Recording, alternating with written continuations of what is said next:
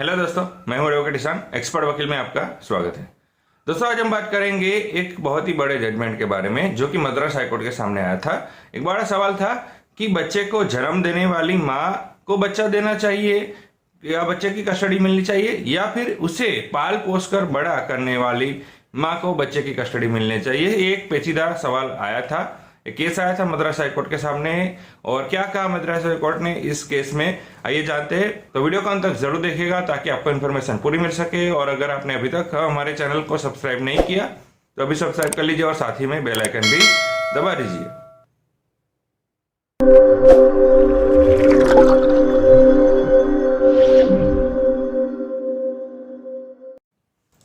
तो फ्रेंड्स, बात करें इस केस के बारे में, तो कई बार हमने ये देखा है कि जो गोद लेने वाला, अगर फैमिली के अंदर अंदर ही गोद लेने वाले माँ बाप होते हैं और जो दत्तक देने वाले, जो जन्म देने वाली माँ भी इस फैमिली मेंबर्स होती है, तो अगर कुछ छोटा मोटा इश्यू होता है तो घर घर में ही सॉल्व हो जाता है। लेकिन अगर वो सॉल्व नहीं होता है तो यहाँ पर कोर्ट में ये केस आता है। यही एक ऐसा ही एक केस था।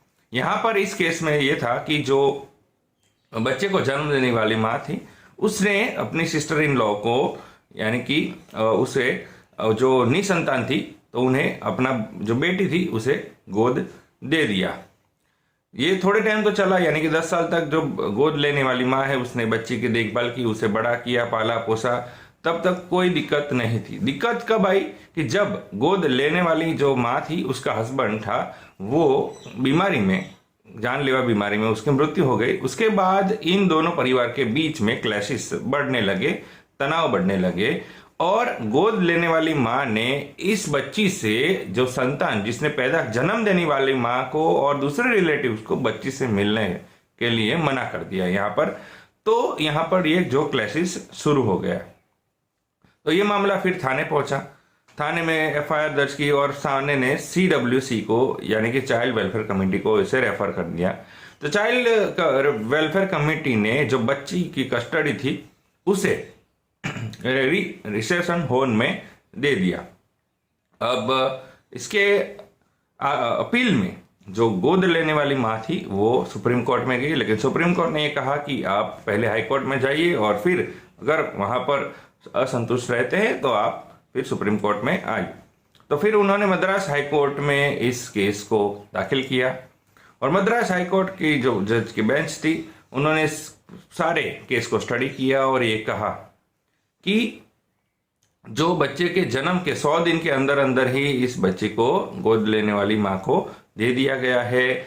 10 साल तक इसने इस बच्ची के पालन पोषण किया है, बड़ा किया है, तो इस बच्ची की कस्टडी और इस बच्ची पर अधिकार रहता है, जो गोद लेने वाली माँ है उसका रहता है।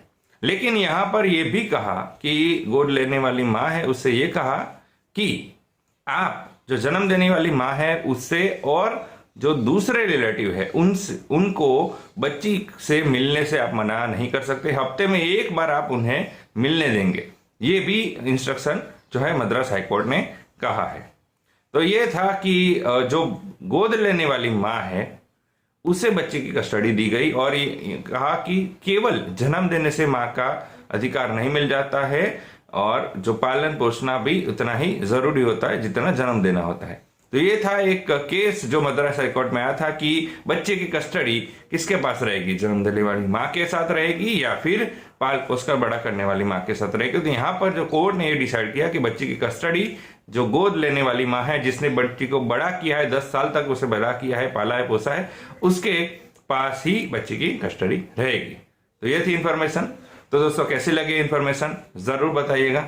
दोस्तों, अगर आपको ये वीडियो अच्छा लगा है तो इसे लाइक कीजिए, शेयर कीजिए, कमेंट कीजिए। दोस्तों, अगर आपने अभी तक हमारे चैनल को सब्सक्राइब नहीं किया तो अभी सब्सक्राइब कर लीजिए और साथ ही में बेल आइकन भी दबा दीजिए ताकि ऐसे लीगल नॉलेज और लीगल वीडियो जैसे अपलोड हो आप तक नोटिफिकेशन तुरंत पहुंच सके। इसके साथ ही आप हमें हमारे social media platform Facebook, Twitter, Instagram और लिंक्डइन पर भी फॉलो कर सकते हैं। और इस वीडियो को पूरा देखने के लिए धन्यवाद।